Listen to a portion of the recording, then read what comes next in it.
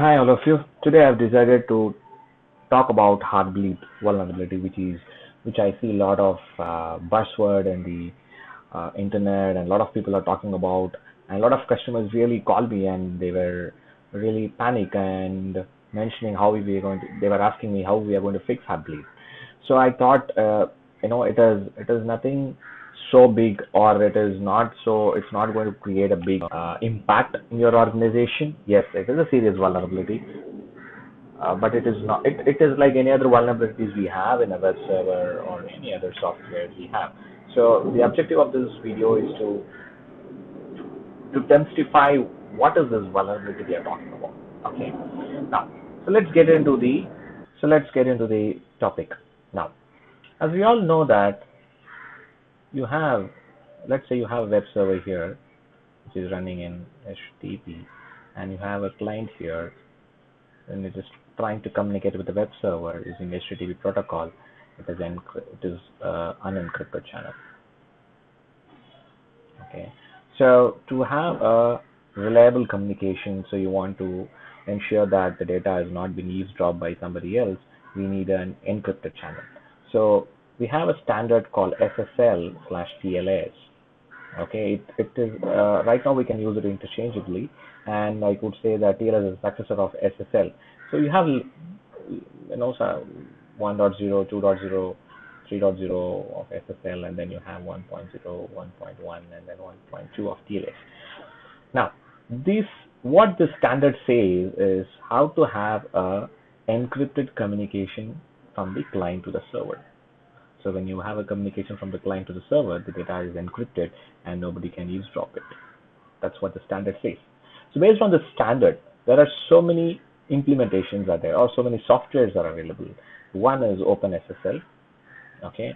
Another one, you have Sun software, and then you have Macintosh, and then you have custom Microsoft implementation. You have a lot of softwares implementation of SSL and TLS. All right.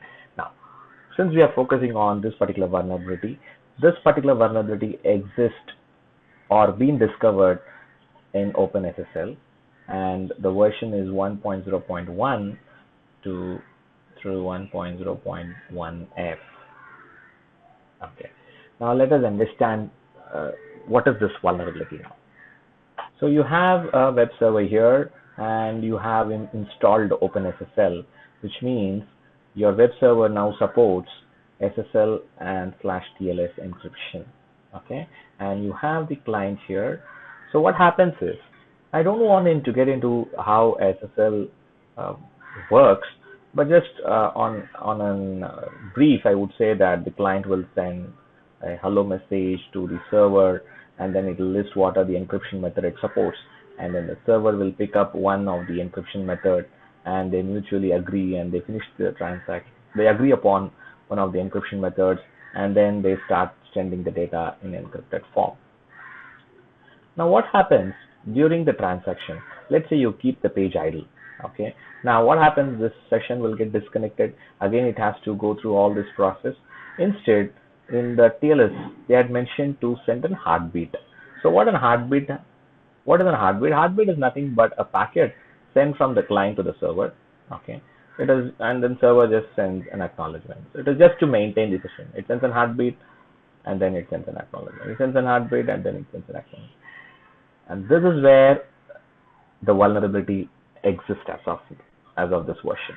Okay, so what is that vulnerability? Let us understand that.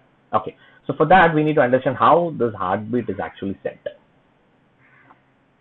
Now, the heartbeat is sent with a payload. Okay, it will have a payload, and it will also have a length. So what happens is, I mention a length of 64K, and then I put up the payload of 64K, and the client sends to the server. The server, what it does is copies that into the memory. This is the server OpenSSL software. Okay, and which maintains the memory here to maintain the transaction. So it copies the 64 data into the memory here, and then it responds to the heartbeat. When it is responding, what it does is that it copies the same payload and put the length, and then sends back. So where is the problem, you might be asking? The problem is when the server is actually responding, or when the server is actually receiving, it doesn't verify whether the data sent in the payload is actually 64K. That is the logic which which is used to exploit, which can be used to exploit this vulnerability. So what the client will do is he will craft it such a way that he will just send 1 byte of payload, but he will mention as 64K. So what happens? It comes to the server. Server copies this 1 byte into the memory. Okay, so this 1 byte is there, letter A is there. But then, now when it has to respond, it sees what is the length 64K. So it starts copying from here 64K of data. Now this memory being used by OpenSSL will have other information, might have other information like session IDs, some username, password details, some private key details. Okay, so the client, the attacker, if he keeps on trying by crafting a packet with 1 byte of data and sending a length of this, so he might get a lot of information. Okay, the chances are that, okay, we have a chance that we might get the confidential information like private keys and other thing, which then can be used to exploit the information in your server, your username, password, all the data, right? But this is not exploited as of now.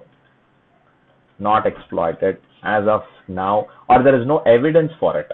Okay, it is just as of now, it is at the vulnerability level, and we don't see in the market that anybody has really exploited the data. So we need not treat this as a very big, I would say that, the most impacting vulnerability, because there are other vulnerabilities which is more serious than this, and we have exploit for that. So this is not as of now exploited. So how do I fix it? It's very simple. If you are running 1.0.1 to 1.01f, okay, you have to do an upgrade. That's one. Or you can recompile by disabling Heartbleed.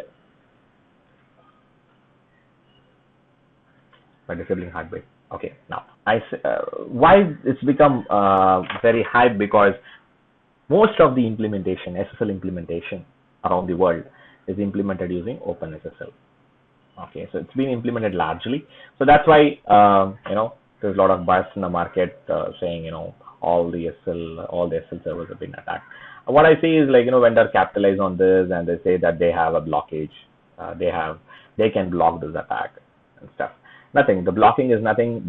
All they do is they check the length of the packet and they see the actual size of it. Okay, 64K, does it verify? So that's what is happening. That's what they do at the IPS level, or at the the web application firewall level, or any other security solution. So how do you fix it? Upgrade it or disable the Heartbleed. So that's about this vulnerability. They name this Heartbleed probably because it is not checking it, so it's bleeding, or it is giving you other information, right? The memory information which is here. So that's why it's called the Heartbleed. So that's it, guys. See you in the next video.